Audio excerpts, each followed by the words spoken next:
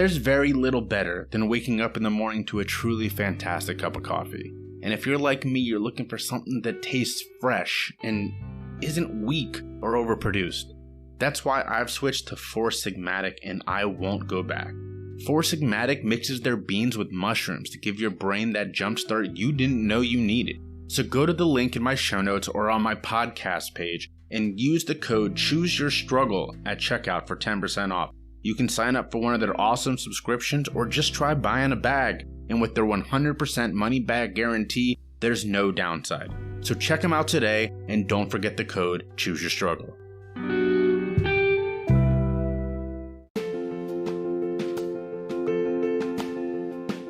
But I'm going to just go ahead and invite Jay Shifman up to share his story. So let's give it up for Jay.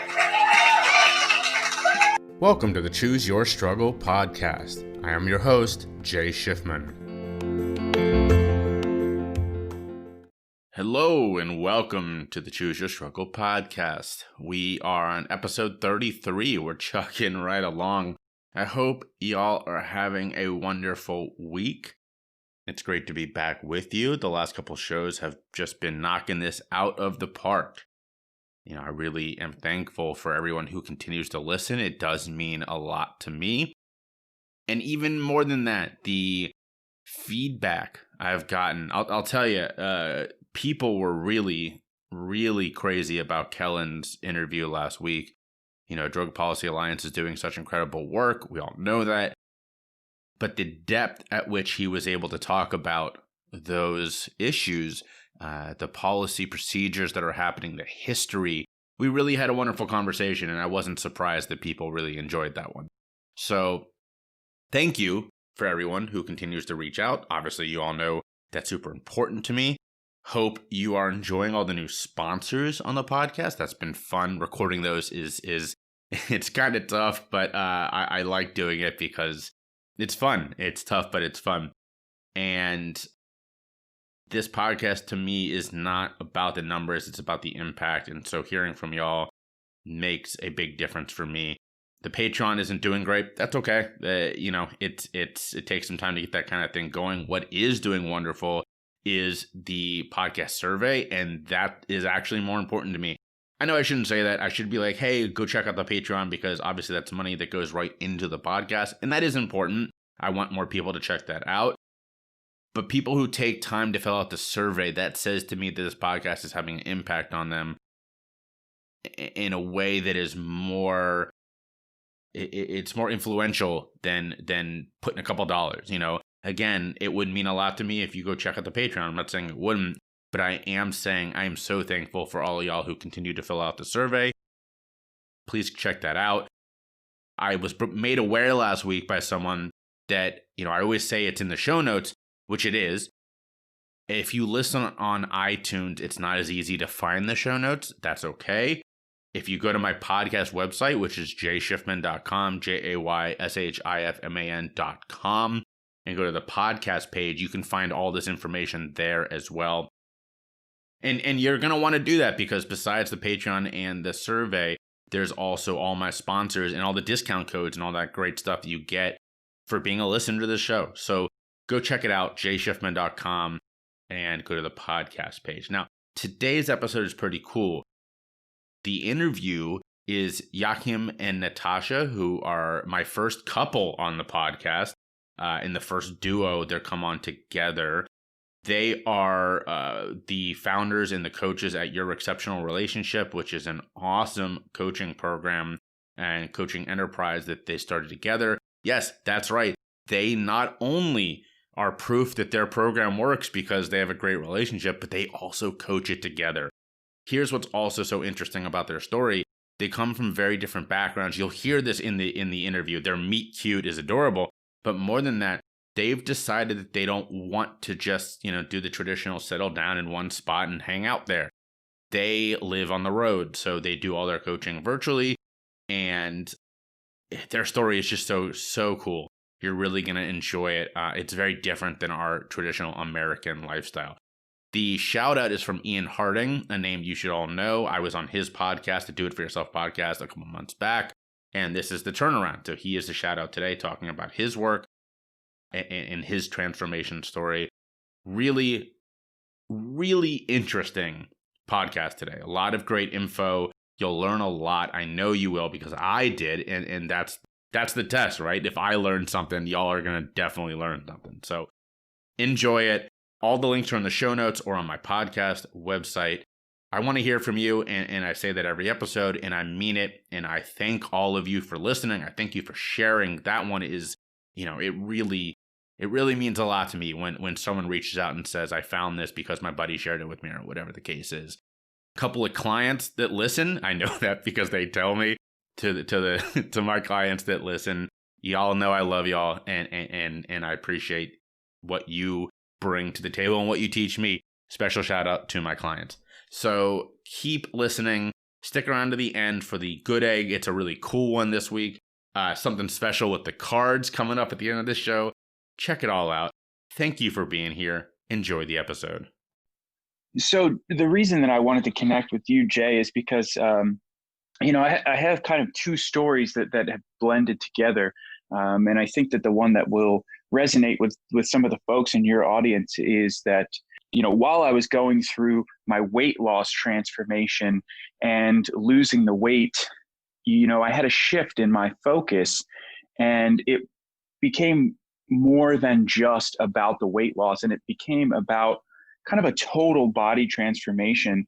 And one of the things that led to is it led me to realize that I was misusing sleeping medication, and I was misusing it, pretty significantly.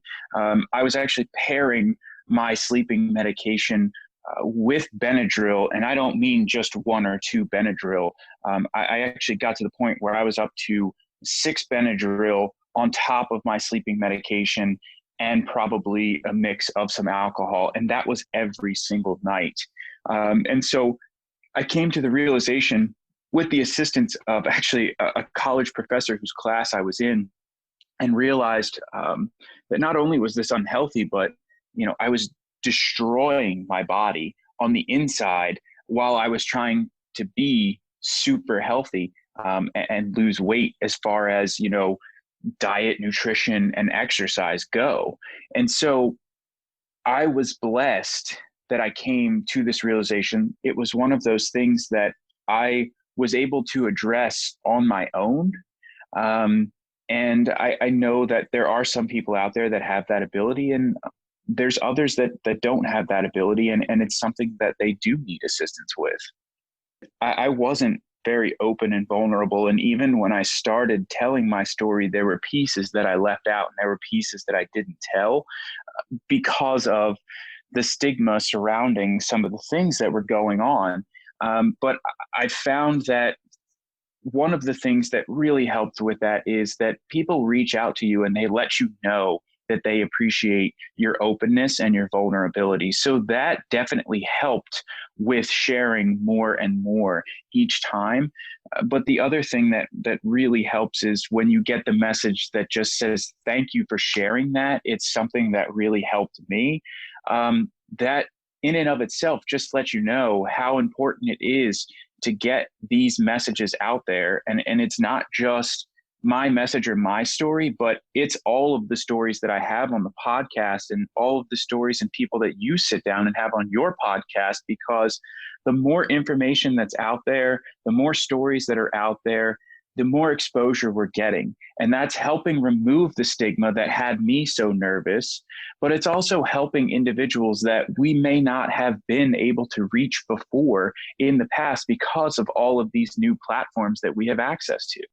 When I started my journey, I found a lot of motivation through Instagram and seeing and hearing other people's stories, because it was my thought that, no offense to the other people's stories who I was finding, but hey, if they can do this, I could do this as well.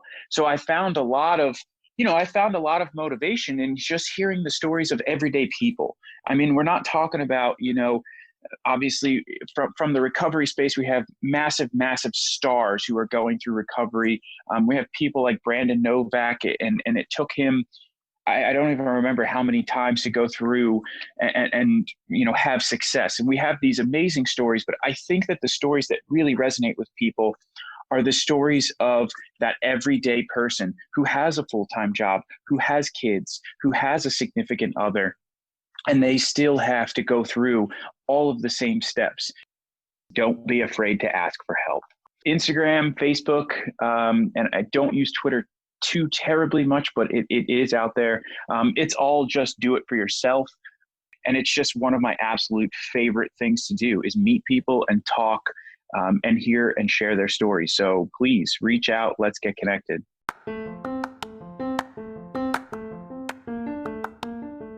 Huge shout out to my podcast sponsor, Mountain Made CBD. Mountain Made is changing the CBD game by offering a line of high-dose CBD tablets at an affordable price.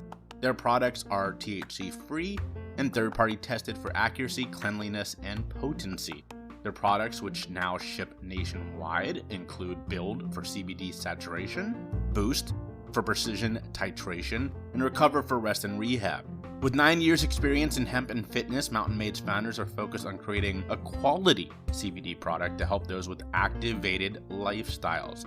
Check out www.mountainmade.life to find out more about how their product can help you crush your life. And you know I'm all about that. Remember, their products ship nationwide, so go check out the website today and follow them on social media at Mountain Made. And also listen to episode 7 with Mountain Made founder Mike Passion. All right, back to the episode.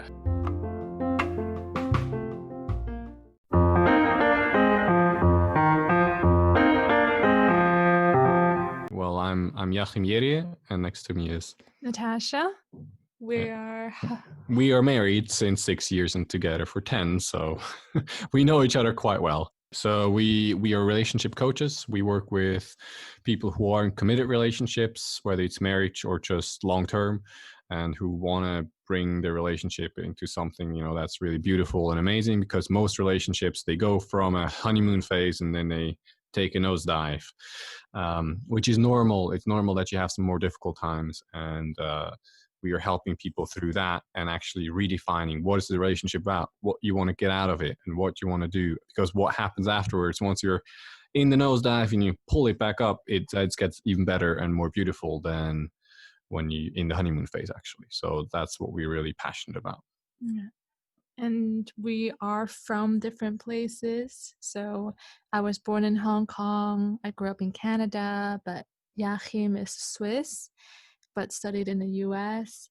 So, when we finally got together, because first we had a long distance relationship for 2.5 years. When we finally got together, I moved to Switzerland. So I had to learn a new language. But actually, as life would have it, now we're traveling and working together. So we've moved away from the places that we know, and now we're being in different places for 3 months or longer if you're stuck in one country due to COVID.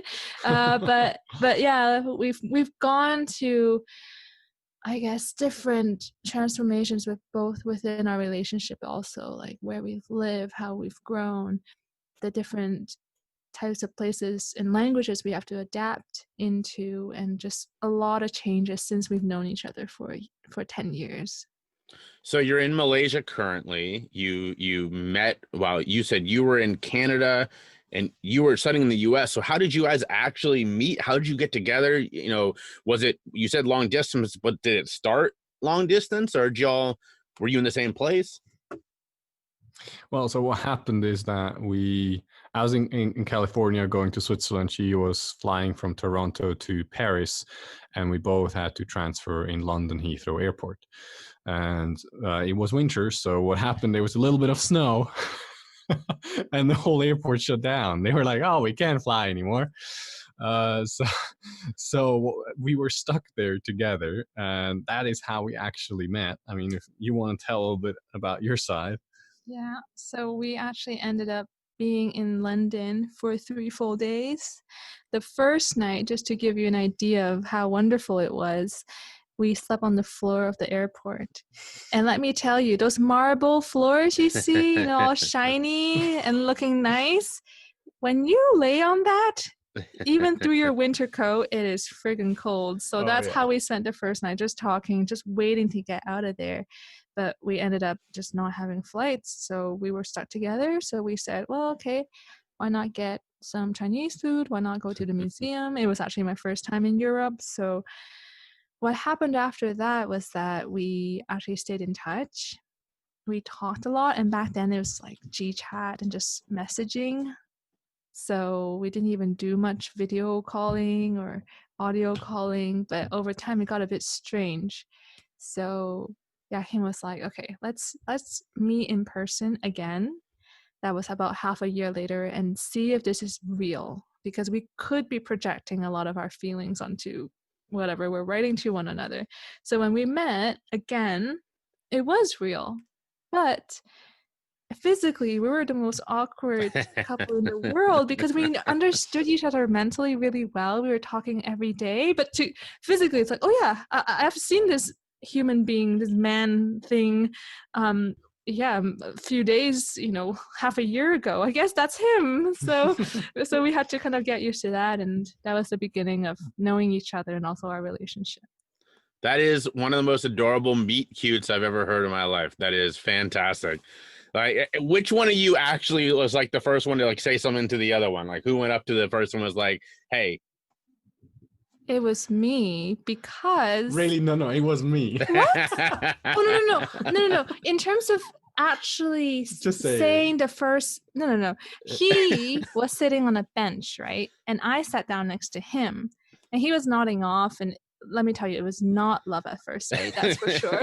So he was kind of like, oh no, I can't nod off anymore. Like, my head's gonna bop into this other person. So he said hi. It's like, oh, you stuck here too. And that's how we started talking. But in terms of who actually shared that they had feelings, that was me. Ah.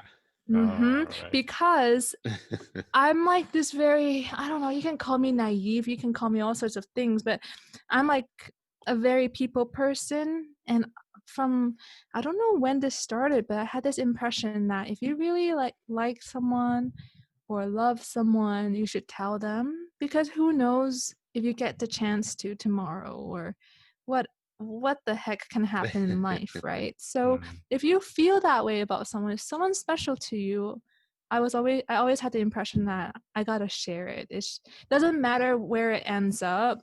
It's nice for that other person to know. That's beautiful. I love it. You two are the first duo I've interviewed, and also obviously the first couple. So this is fun. It's really cute hearing your background, and it's cool that you guys then like use that and now work with others, because my listeners know this about my story, but I'm 10 years in recovery, and that's why I teach and coach and you do this podcast around issues of substance misuse and mental health, is that like I lived through it, and now I want to help other people who are living through it or hopefully can avoid living through it. So it sounds like very similar to your work, is that you guys found this really cool thing. You both have this passion, and you're turning it into helping people. Yeah, I mean, exactly.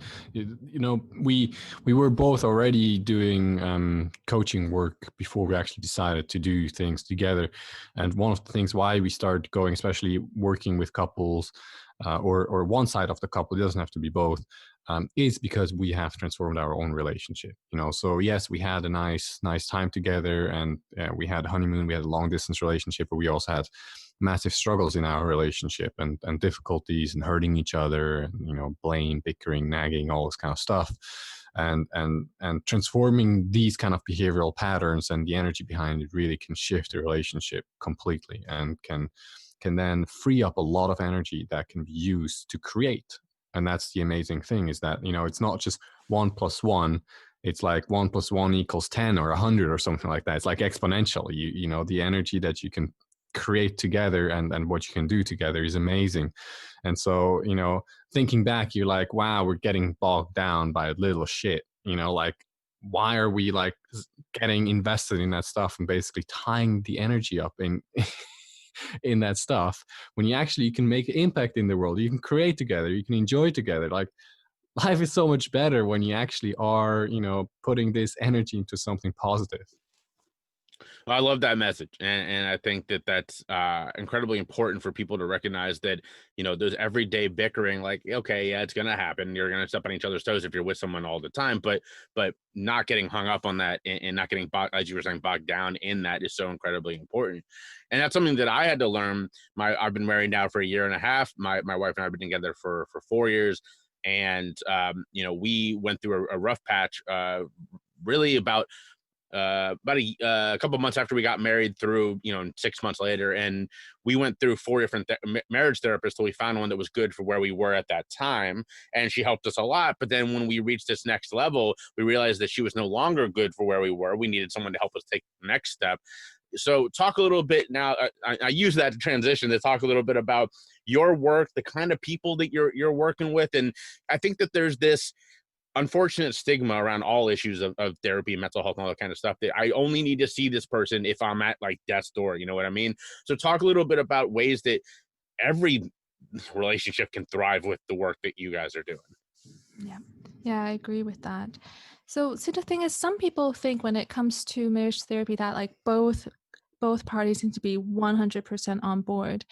And that might not always be the case for everybody. Sometimes, one person knows how much she is struggling. So actually, mainly we work with the female part of the the relationship, or just the wife who's unhappy or dissatisfied. So it's okay and it's enough if one half initiates. That's a good starting point. But it doesn't really matter if the other one comes on board, because as you make changes, even if it's one half, if you notice certain things that you used to think, like maybe, oh, he never helps me, he's useless, or he's not committed as me, or why does he always do that, or whatever it might be. But if things start to shift within yourself and how you understand the situation, how you react will also change. So you don't necessarily need to have both couples full on, and you don't necessarily need to push your partner if they don't quite understand exactly the same things that you do. But for example, a lot of women find themselves, working really hard and working both at work very hard and also at home. And over time, couples might notice that, like Jáchym said at the beginning, it's nice and happy and it's a perfect match and you get married and you have the honeymoon phase. But as you live together, you form this ecosystem. You can be spending quite a time together, but at the same time, it's not the amount of time that really matters. It's how you engage with one another within that ecosystem. So you begin to set these normals, yes, as we call it. So for us, for example, what happened was that, I started to get a lot more irritated and annoyed at Jáchym throughout the day, even with the smallest stuff like household stuff. But I would bring this energy where I was blaming him. I was putting him down. I was saying, Jáchym, come on, I just asked you to do this. Why are you messing that up? Like, can't you follow instructions? Or like, hey, why'd you do that again? And slowly, the love kind of turned into this friction where constantly one partner was either not pleased with the other person, okay, and then there would be some kind of conversation. Maybe it's very passive aggressive. Maybe I got away with it, and I did for many years. I would say these things that maybe technically speaking it's true. Maybe Jáchym dripped a bunch of water, I don't know, or maybe it's true Jáchym, I don't know, missed a rice grain on a plate. Maybe it's true, but the way that I spoke to him, the way that I blamed him, right, and put him down and saw him as useless in that moment, if you repeat that enough times, that becomes normal in your relationship. And what ends up happening is that a lot of couples find themselves in this spiral, in this cycle where they become more unhappy. Maybe they even feel resentment towards the other person, but they don't really know why. It's like, we're doing life okay. Like, I still do love this person, but how come it's really hard to talk to them? How come it's hard to get along with one another? And how come we're being really emotional about things that don't actually matter? So it's as if all these little issues, maybe it starts off being small, turns into big issues, and you just repeat the same argument or the same, okay, let me just ignore them now, or okay, let me just say yes to everything they ask of me now. And you start to kind of engage deeper and deeper into a dysfunctional pattern where both of you play at the same time. And that's, if you repeat that enough times, and we did that ourselves, you're going to get quite unhappy at some point. It's as if those patterns and its repercussions begin to outweigh the love and care you have for one another. And it gets harder and harder to actually connect to that love, the connection, and it's more and more like blaming and just dealing with the task at hand and not the person who you're actually with. And you know, the what you said with the whole thing about, you know, we need to like hit rock bottom before we move something. Well, there's two things to it. Either you're motivated by pain, or you're motivated by aspiration, something that you want to get, some kind of dream or something like that, right? When you look, for example, at sports, you don't need to hit rock bottom in order to hire a coach. No, you actually have an aspiration. You want to be the best of the best. So you're going to hire a coach even when you're at top of your game, and your game's going to improve, right? And that's the same thing with, for example, a relationship. It's just that we don't think of it that way. So most people think of it like, oh, we have issues, and the issue's getting bigger and bigger and kind of unbearable. So now let me go and see someone to get help, right? But actually, at any point, you can see someone if you're committed to the relationship, and if you're committed to actually exploring what you can create together, and what, you know, how much more, how good can you get, basically. You know, yes, it's nice to have someone, but if you can really go deep in a relationship, the richness, the depth, the learning is absolutely unmatched. So I am obviously only speaking from the American perspective, but y'all have a beautiful conglomerate of different cultures, of different nationalities in terms of where you've lived, where you're from. Is that stigma against the getting help? Like I love your analogy of sports, because it's such a great one, where in the US, it very much is that mentality of, I only am going to go get help. You know, we have a saying here, before stage 4 is what we're trying to do. And that's teaching people to get the help at stage 1, not waiting until stage 4. But that's the stigma. It's this idea that, you know, oh, I'm weak if I get help before whatever. Is that better other places that you've been? I mean, is that better in Malaysia? Is that better, you know, either the countries you're from, or is this more of a universal problem? I think it's a universal problem, as far as I'm aware. I mean, I don't have the final answer in all the countries, but what I've seen it is, and one of the problems is that there's not enough aspirational talk around this. There's not enough actually saying, look, what's actually possible with a relationship? Like, we don't really talk about it. It's like, yeah, you get together and you think we're just going to be together. You watch a Hollywood movie, you know, it's happily ever after, and that's it. And it's like, mate, you're missing the mark, like so hard, like so hard. It's so extremely shallow. And so, because when you go to sports, you know, okay, I can reach the top. I can, you know, break records. I can do all kinds of stuff. Comes to relationship, no one talks about that, you know? And so it is motivated by pain a lot. Yeah. I think it's in all cultures that people struggle to find the role model relationship that they have witnessed with their own eyes.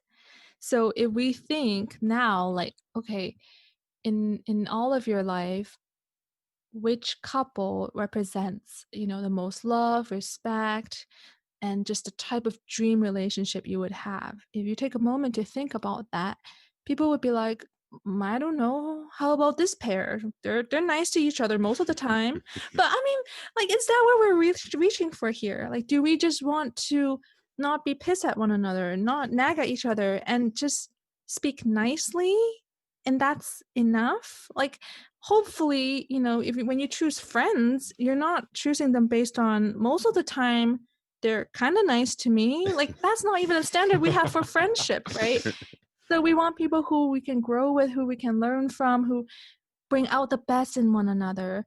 And so it's kind of tough, because I think across the board in all cultures, for a lot of marriages and these intimate relationships, most people are bringing out the worst in each other. So it's hard to pivot from that normal to a relationship where people actually see, wow, they're creating together. they're loving beyond just I love you. They're creating something beautiful and it's admirable. That's actually quite rare. And that's what we're trying to share in this world. So that is a beautiful point. Before we go on that, I think you're blowing some minds here. Where can my listeners find you if they're like, oh my God, this is incredible. I want to know more about this.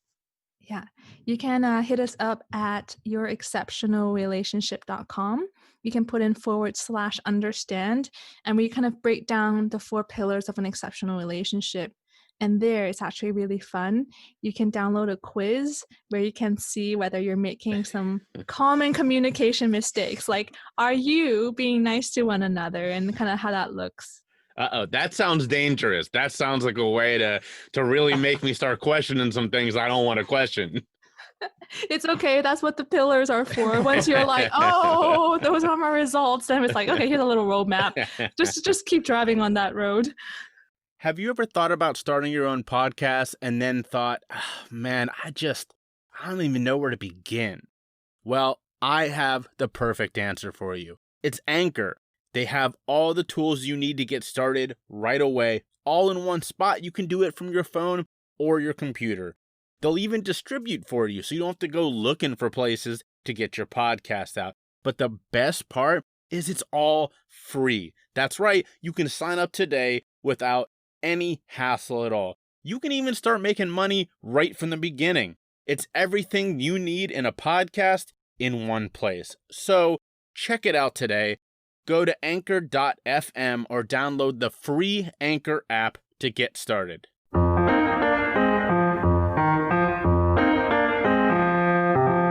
Let's talk about that travel, though, for a minute, because what y'all do is something that I think in a very American sense would be seen as, all right, you guys set up a shop, you hang your shingle and people come to you and you live this very comfortable life of helping relationships grow and you know hit their better marks. But you guys decided to go the complete other direction. What part of this, I guess, or where did the travel piece come in? What was the impetus behind that? Well, we were in Malaysia a few years ago, and I was like, we went to an island called Pankor, and it's a lovely little island. There's absolutely nothing on it, really. So it's perfect for me because I'm not a city boy. I love nature, and if there's not many people, I'm very happy. So, so I said, I want to retire here. And Natasha's like, oh, okay. When would that be? And I'm like, how about next year? And so we went home, but that idea stuck with us. So we actually got serious about it. And we were like, okay, let's move. Like, let's actually see if we can do that. And then what happened the next was like, well, since we're moving like from continents, why don't we just travel around a bit and explore before we decide to settle somewhere? And so that is how the whole traveling came in. And it is still like, I don't see us as perpetual travels forever. I do see that we are settling in the near future or something like that. But it has been an immense enrichment, really, for both of us, for the relationship, for, like in all kinds of ways, just getting to know different cultures and all of that. So it's been a really beautiful piece to explore together, and we have grown so much. I mean, it really your horizon broadens a lot when you travel. But you don't have to travel. You can just be open to your spouse, and I guarantee you, your horizon will widen if you are willing to look at their perspective. It's really true. That's beautifully said, both on the travel piece and opening herself up to yours. I completely agree with both of those. I for a long time, I traveled with my family, but then sort of didn't for a long time, and then started to again as a late 20s, early 30s, and now my wife and I, this is the longest because of COVID that we've ever gone without traveling together, and we have a goal of getting to a lot of the countries on our list, and obviously COVID has put all that on hold. As someone who does this, not what you do, but similar coaching, like how do you guys make this work? How does the travel fit into your business? Because I mean, yes, the internet allows you to do a lot of it, but so much of what I was doing before where I am now was very place-based, and I'm learning right now to not be as place-based. And it seems like you guys are the models of that now, where you literally are sort of people without a country at the moment.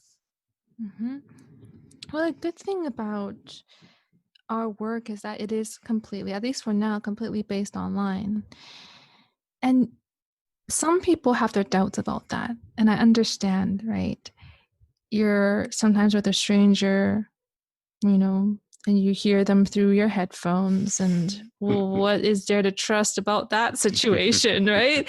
But I want to share that when we hold a space for people, or when you sit in a room with someone and both people have the intention that things can change, things can shift, and you're both there to look at the possibilities of how good can things get, instead of, all right, we're in this mess, I guess that's it.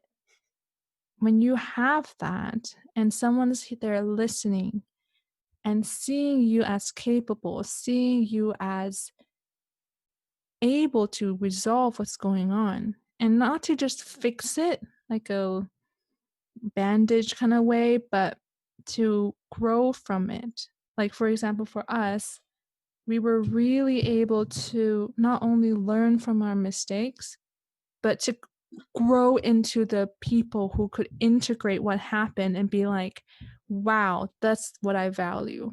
Wow, that's important to me. Wow, that's what commitment means. Whoa, that's love. When we can get over that pain and hurt, that's love. So you can experience that within the internet without ever seeing the person. In fact, this might scare some people, but in fact, when people hop on calls with me, majority of people cry within the first session with a stranger, the so-called stranger, me, hello. But it's okay, because when's the last time we really felt held and not judged and accepted by someone? Not just you accepted by someone, but all that you carry with you, the friggin' like baggage, like all the things that you're struggling with. When's the last time someone said, hey, okay, let's open it up? What's going on? Instead of going like, oh, okay, you're okay, all right, the thing that sometimes friends do is just like, okay, let's just try to make that person feel better, and then it's over. It's like, no, we can be with this, we can work with this. So I think when it comes to having a business online, it's not so much about the physical presence, but how we're connecting. I think that's really important. You can have a room filled with people, but still feel alone. And I feel like that happens in marriages too. Like, I have moments where we were so not on the same page. Jáchym was really, really, really trying to show me his love, and I couldn't feel it. It was like I was numb inside. So our goal, no matter who it is that we have a conversation with, online or offline, it's like, hey, we're going to feel it. We're going to be human together. And we're going to just take away all the barriers that actually keep things in place. So that's always possible within the online space. Yeah, I think that's just the power of being human beings. Like, we are able to connect through whatever means. So I think that's the beautiful part of it. Beautifully put. And let's take a pause and once again let my listeners know where they can find you. All right. You can go over to yourexceptionalrelationship.com/understand. Or if you're on TikTok, we just started TikTok, and our handle is Exceptional Relationship. So we have some videos that we're about to film. I hope it makes you laugh. Otherwise, we're just laughing at ourselves. How has COVID, other than keeping you locked where you are, how has COVID changed are more people reaching out, or are people feeling, are you hearing from people, do they feel very constrained by being around their partner all the time? Well, yeah, it has different effects. So it's polarizing. You have either effect where it almost accelerates the relationship, because you're put together and you finally together. There's no hobbies, where you go away and work and whatever. So you're much more together, and it actually helps the relationship a lot. So that is one reaction. And the second reaction is the opposite, that people get a divorce, and that they're struggling very much, or if they are newly together and they're not moved in together, that the relationship is not moving as fast as it'd like to, kind of like a glacier. So those are the different kind of effects that we're seeing from the whole COVID thing. So there's not one answer of like, COVID has done this to the relationship. It's kind of a spectrum. That's so funny. My wife and I were just talking about this because she was saying she was wondering if more people were getting divorced because of COVID. And I said, I'm sure there are, but I bet there's also the people on the other end who are like stuck with their partner. So they're kind of working on shit and they're working shit out. And it is, as you said, aging the relationship beyond where they were because the time they've spent together is so much more than they would have been doing. And I think that is a sort of a unintended beautiful consequence of this lockdown that we're all in, is that you start to really learn and understand your partner better because you're seeing them double, triple the amount of time that you were seeing before. Yeah. Let me give you an example. It's actually the opposite example of COVID. So I asked someone who was struggling with his relationship. I was like, oh, how are things going? And he's like, oh, that problem I told you about is resolved. I was like, wow, it's resolved. Good for you. I was like, how did that work? He's like, oh, I'm working so much. I'm so busy. I barely have time to think about it. I'm like, wow, you really resolved that one, didn't you? So sometimes, when we don't have time with our family or with our spouse, you think there's nothing happening. But the moment you do spend time, like you said, you actually see for real what's happening. And the things you might have missed because you're too busy working or whatever, it probably most likely will show up then. That's really interesting. I think the overthinking piece is a big part of it. If you're sitting there festering, if you're just wrapped up by that little microaggression the person did, it's easy to get lost in it. Yeah, absolutely. And I want to circle back to just what you asked about the online business and all of that. And if you want to know the secret, and it's the secret for a great relationship too, it's actually a secret for many things in life if you want to get them, and that's commitment. It is simple commitment to get it done and to do something. So if you want to have a great relationship, commit to it. If you want to have an online business, commit to it. And it's not, people think, commitment means like, oh, right, yeah, I'm going to go get it and like hype themselves up. Yeah, you're going to burn out after, a week or two. Like, that's not commitment. A commitment is just a simple thing where you're like, I'm going to go and do it.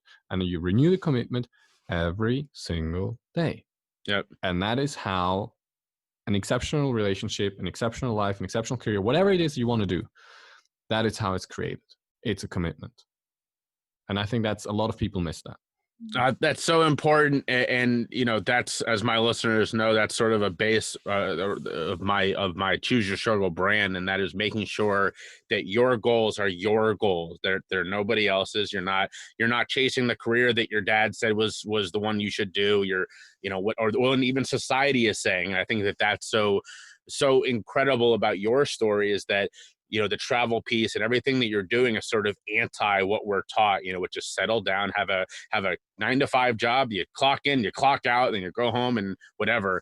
And at the end of the day, very few of those activities are what really makes us fulfilled. And so as long as you're chasing what is your definition of success, that's so much easier to hit those marks if it's something that you are truly invested in. Absolutely. I love it. I love what you just said. So I could talk to y'all for a long time and I can tell for my listeners, if you can't tell this already, they are super receptive. They are definitely two people who put you at ease right away. I cannot say enough how much I've enjoyed talking to them. So definitely reach out if you're feeling what they're putting down. But so that we don't go for hours and hours, let's get into the final questions here. And the two I always ask before we finish are, number one, this is a show mostly about mental health and stuff like that. So what are your self-care habits? What are working for y'all? And then number two, we've heard a lot about the amazing work you're doing, but nobody does this work alone or in a vacuum. So who are people that you've followed? Who are people that you've read? Who are people that have major influences on you? For me, I had to learn this lesson, or just self-care lesson, at the very beginning of our relationship. I wasn't able at the beginning to recognize what I was feeling, emotions-wise, feelings-wise. And because of that, I wasn't able to communicate what I needed or communicate to another person, including myself, what was wrong. And that's really tough when you are just disconnected from your feelings and your emotions. So that is the biggest self-care hurdle I've overcome, is to actually acknowledge that what I feel, what's happening within me, that's valid. Not only is it valid, not only do I need to recognize that, I can communicate that to another human being. And if there's enough love and trust and compassion and a good foundation we've built, we're going to work through it together. You know, whatever I'm going to bring onto the table, we're going to work on it to help me through this. So as long as you can't quite verbalize, you can't quite understand or grasp how you're feeling, it's really hard to tackle the experience, nor it's pretty much impossible also to ask for help if you don't have that clarity within you. And what I can recommend, just because we're talking about relationships and whatever, and even for yourself, is just choose some stillness every day. And as a couple, even just as a couple, being still together. Not still as like I'm stuck in my head and thinking about shit. That's not what I'm talking about. I'm talking about being intentionally together and being quiet together and feeling each other can do a lot for the relationship, because we always, communicate, talk, whatever. But like, just be with the person, just be okay with being together still. And for yourself as well, like for me, stillness is really important. It's where my best ideas are coming from. It's where I process stuff as well, so it's a huge thing. And I very much can recommend it. I mean, a lot of my insights for the business and for my career has actually come by taking days off and be still. You don't even have to meditate, but just don't distract yourself. Just have the balls to not distract yourself, because people think, well, it's an easy thing. Just do it. You'll see most of people will have shit surface.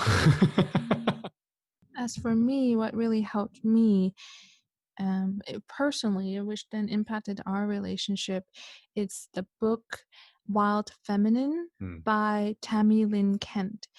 So this might be like crazy left field for a lot of listeners, but she's a pelvic care practitioner for women. So what I learned from that book is that, like I said at the beginning, I was very, very emotionally disconnected from myself. But what that comes with is being physically disconnected from yourself. So what I realized was that I was in this female body. I was in a way, I thought I'm girly, I'm feminine. But what I realized is that I was denying myself truly to be feminine, because growing up, my mom was an extremely, I guess, controlling type of person. And the love came in a form of, this is the right thing to do. Oh, no, that's wrong. Now do this right. And no, that's wrong. So I grew up learning that as long as you control things and you do the right things, then that makes you good. But what I learned within the book and what it actually means to be more feminine, and this is not a gender thing, it's just the energetic quality of the feminine energy, is that the true strength is when you surrender, when you do let go, when you do accept what reality is giving you. Not, when there's something abusive happening, then friggin' leave, but use common sense here. But I'm talking about our controlling tendencies, our resistance against life a lot of the time, our tendency to hold tension and to say, no, can't be, no, my way, or, my way. So what I learned from that book is that I can let go. And in a relationship, I've had to learn very slowly over time that with trust and with enough love, you can be yourself and you can surrender and you can be who you truly are without expectations. So you don't need to perform. You don't need to be a certain way to receive love. You don't need to do things in order to get something in return. You just can receive. So that was a big learning for me. Beautifully put. That is a wonderful note to end on. Thank you both for being here today and staying up late to talk to us here at the States. Thank you for having us.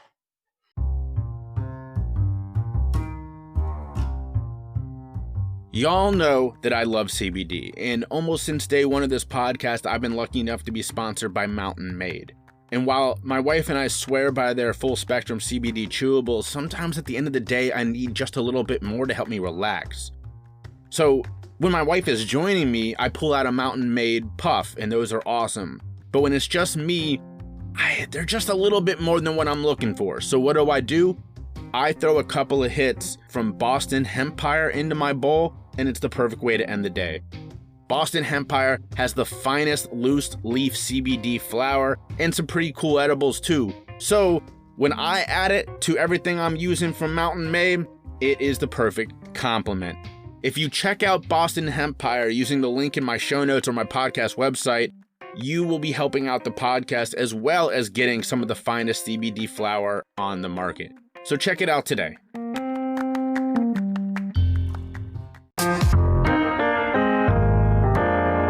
All right, we've come to the end of another episode. Thank you for tuning in to the Choose Your Struggle podcast. Episode 33 was so interesting, and I'm so appreciative of all three of my guests today. I hope you go check out their stuff. The Do It For Yourself podcast is wonderful. Ian's doing some really cool work. And go check out Natasha and Jáchym's coaching page. It's in the show notes.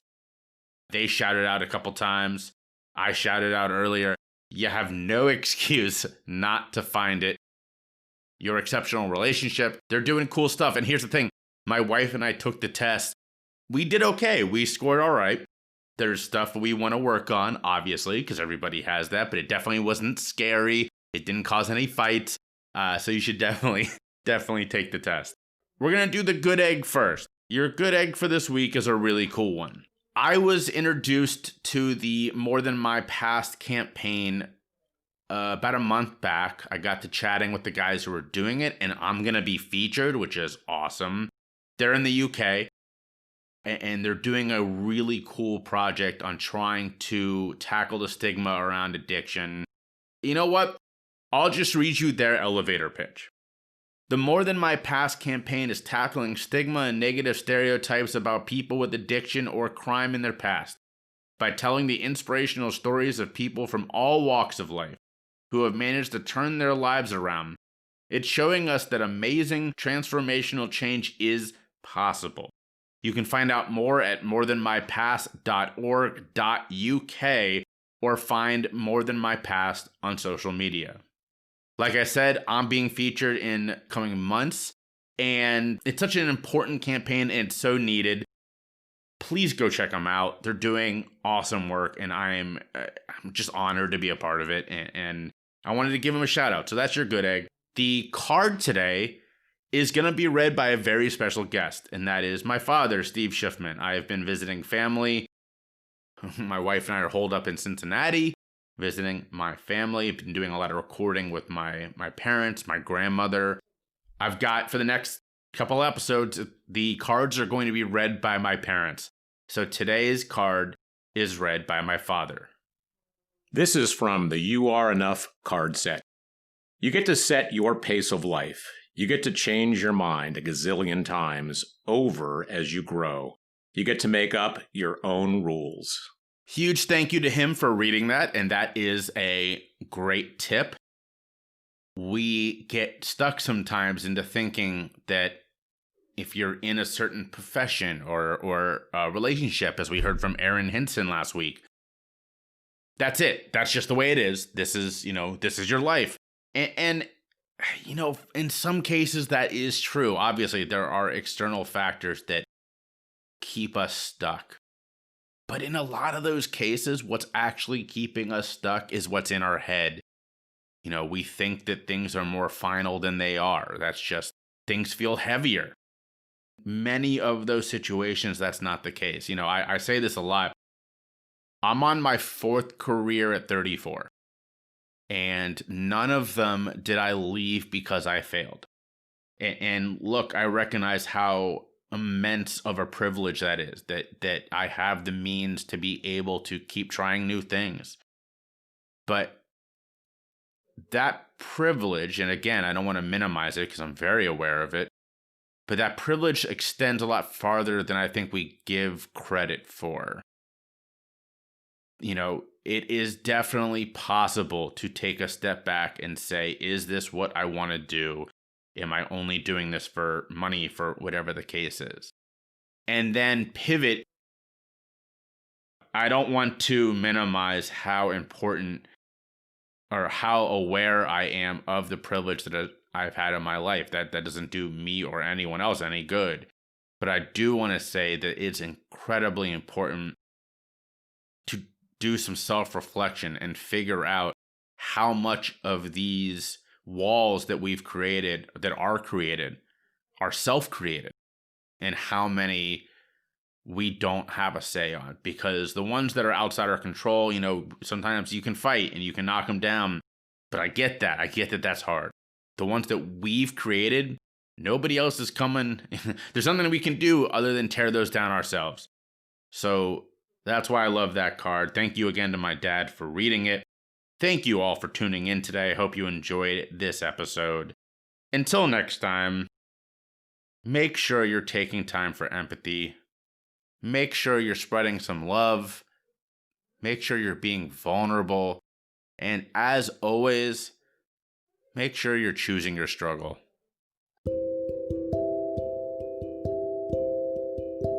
So it looks like we're going to be hanging out inside for at least a little while longer. And with the colder months coming up fast, there's never been a more perfect time to stock up on all your comfy clothes. Lucky for you, you listen to the Choose Your Struggle podcast, and I have a sweet deal for you today. Check out my sponsor, Pair of Thieves. They've got everything you need, from shorts to lounge pants to underwear and bras. They even have a line of Disney socks with all your favorite characters on it. But here's the best part. If you use the link in the show notes or on my podcast website and the discount code Rakuten Thieves, don't worry, that's in the show notes too, you'll get 20% off every full price item in your shopping cart. So stock up on all your comfy clothes today and help out the podcast in the process.